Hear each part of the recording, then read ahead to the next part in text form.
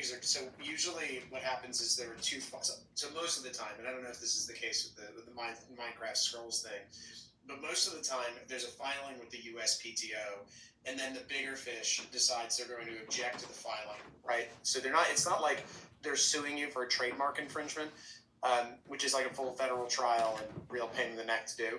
But what they're doing, it's essentially a federal trial, a small one, but it's a slightly different proceeding, and it's limited to that particular filing. The reason that big companies do that is twofold. One of them is sometimes they'll just like chase the little guy off of their turf, and they'll abandon the mark and they'll change the name. In most cases, or a lot of cases, I'm not sure it's most, but in a lot of cases actually, what will happen is they'll enter into something called the coexistence agreement. So what they'll do is they'll say, listen, you agree that this is our mark and you're never going to challenge our use of the mark, and you're not going to file for it except, maybe we'll let this one through, but usually they don't let in any filings at all. And they get a contract in place so that if there's a problem down the road, they can turn around and say, listen, we defended our mark. This person's using it with our permission, right? And permission is one of those things that tends to show that you haven't abandoned it and that it hasn't been diluted. So it's usually a bullying tactic, and I wouldn't be surprised if there's some kind of coexistence agreement that was signed in that instance. Yeah. Makes sense. I think everything should be free, DRM free in particular, because that is just shit. There's a really good quote from Warren Spector.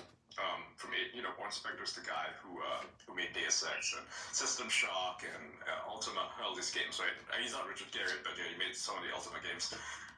He said that anyone who complains about piracy is full of shit. Because if they were not going to buy your product in the first place, what makes you think that they're going to do it if you add DRM to it? And that's I think when we go and explore the cosmos, intellectual property is going to become really irrelevant.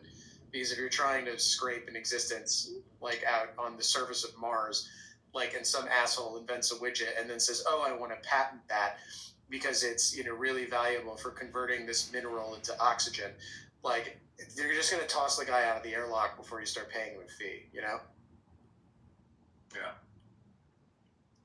It's such a how do you call it? It's such an inconsequential concept, right? The idea of copyright infringement. The only reason we bother with it is because we are so, pampered to the point where we are able to take issue with stuff like this. I don't think, China or Russia particularly care these days because of the sanctions and the wars, and you see them ripping off wholesale, right, a lot of American concepts, a lot of American patents.